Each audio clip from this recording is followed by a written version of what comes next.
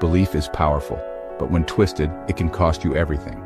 In one of the most shocking psychic scams ever, over $40 million disappeared, taken by a woman who promised to cleanse cursed money and protect her clients from unseen forces. How did this happen? How did so many smart, successful people hand over their fortunes for something invisible? The victims weren't naive. They were doctors, lawyers, entrepreneurs, people who faced life's toughest challenges, but found themselves vulnerable in moments of crisis. That's when she appeared, a woman who knew exactly how to soothe their fears and exploit their hopes.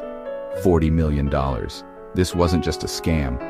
It was a psychological operation built on manipulation and trust. She didn't just ask for money. She spun a story, casting herself as a guide, the only one who could save them. The money, she claimed, was for the spirits, to be cleansed and returned, stronger than before. But it was all a lie. We're about to enter a world where intuition is currency, and trust is the most dangerous gamble. We'll uncover how this deception unfolded, who orchestrated it, and the devastation left behind. This is a cautionary tale about the high price of misplaced faith. Sometimes the most dangerous ghosts are the ones smiling right in front of us. It all started with a simple promise and ended in ruin. Her name was Rose Marks. To her clients, she was more than a psychic. She was a confidant, a spiritual guide, a lifeline. She didn't look like a criminal. She was a grandmother running psychic shops with her family in Fort Lauderdale and Manhattan. But behind the storefronts, Rose was the mastermind of a criminal dynasty, orchestrating a multi-million-dollar fraud. She came from a long line of self-proclaimed psychics, learning early how to read people and their fears. Her charm was disarming.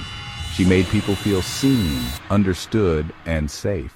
Her offices were cozy, filled with crystals and candles, designed to put clients at ease. She claimed her abilities were a sacred inheritance, a gift she was compelled to share. But beneath the spiritual persona was a sharp, calculating mind. Rose targeted the wealthy and anxious, those with everything to lose and secret fears to hide.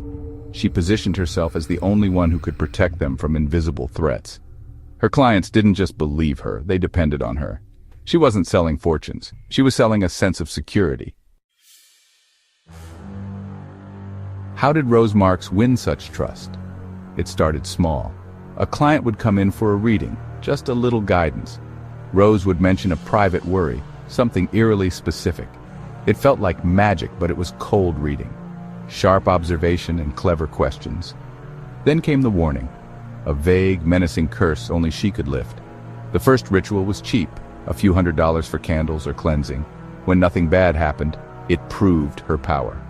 Relief became linked to Rose. Over time, she became more than a psychic. She was a friend, a confidant, always available, always caring. She remembered birthdays, offered advice, and blurred the line between business and friendship. The emotional bond was the key. Once trust was absolute, the financial demands escalated, the threats grew. Generational curses, unclean money, dangers only she could see. Victims, now emotionally dependent and terrified, felt trapped. They weren't just clients, they were caught in a web of fear and faith. Rose knew exactly which threads to pull. That's how she turned trust into a trap. Rose's methods were as creative as they were cruel. Her most infamous trick? The money cleansing ritual. She convinced clients their money was cursed and needed to be given to her for purification. The promise? It would be returned, stronger and safer. The reality? It vanished. For some, she invented a time machine, a spiritual device to undo past tragedies, funded by cash and luxury goods. She used props, magic rocks, crystals, even a $30,000 Rolex as a spiritual pendulum. Each request was wrapped in mystical stories, making payments feel like vital steps in a spiritual battle. Victims weren't buying trinkets, they were buying hope, protection, salvation. The scale was staggering, over $40 million in cash, jewelry, gold, and luxury cars. Jude Devereaux, a best-selling author, lost $20 million alone. Rose's family lived in luxury, Porsches, Bentleys, designer clothes, while her clients lost everything. The money funded opulence, all under the guise of fighting invisible curses. The victim's desperation was her opportunity. Every ritual, every story, was a step deeper into her world. The scam was elaborate, but the pain was real. And the losses were devastating. The impact on victims was catastrophic, far beyond money. They lost homes, savings, and security. Jude Devereaux was driven to the brink, forced to sell properties and take out loans.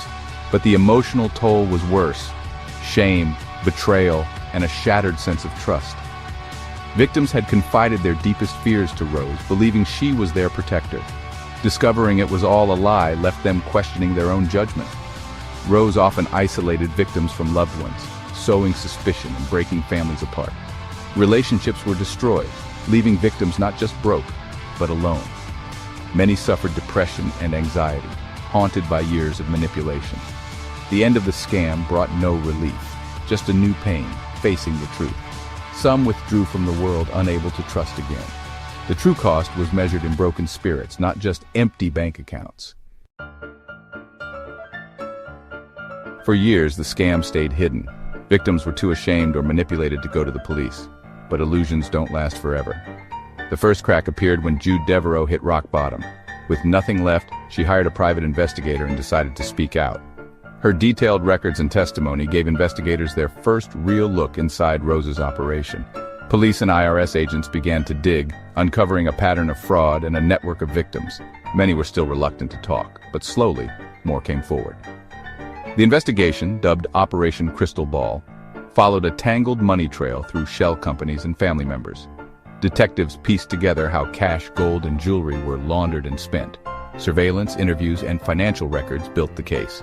It became clear this was a sophisticated, multi-generational criminal enterprise led by Rose Marks. The evidence mounted, and the net closed in. The unseen world she created was about to face the law. In August 2011, the reckoning arrived. Federal agents raided the Marks family's homes and businesses. Rose and several relatives were arrested. The powerful psychic was led away in handcuffs, the illusion shattered.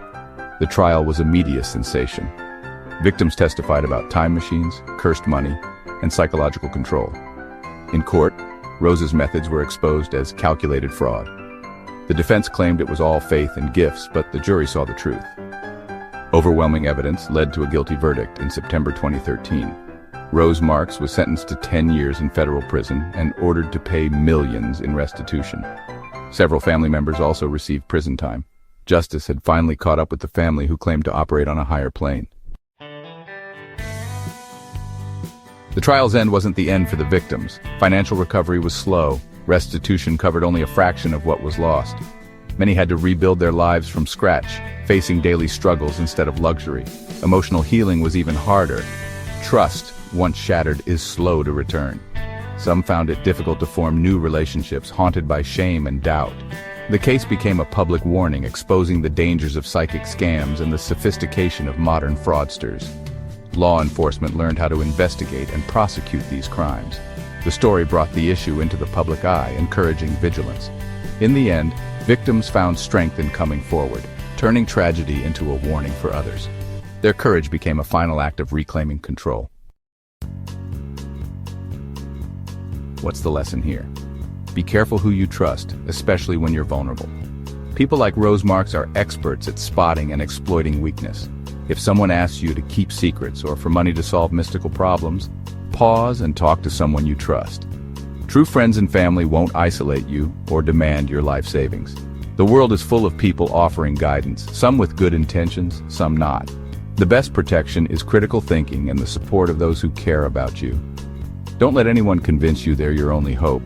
Your strength lies in your own judgment and your community. This story is a reminder. Stay vigilant, protect yourself and your loved ones. Thank you for watching. Stay safe and trust wisely.